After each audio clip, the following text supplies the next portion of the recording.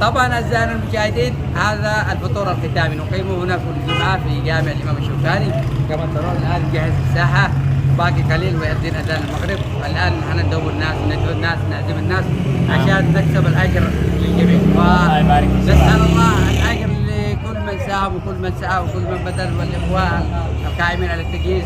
والرسول صلى الله عليه وسلم يقول: من فطر صائما كان له مثل أجره، غير أنه لا ينقص من أجر الصائم شيئا. فجزا الله خير جميع الإخوة الذين ساهموا في هذا.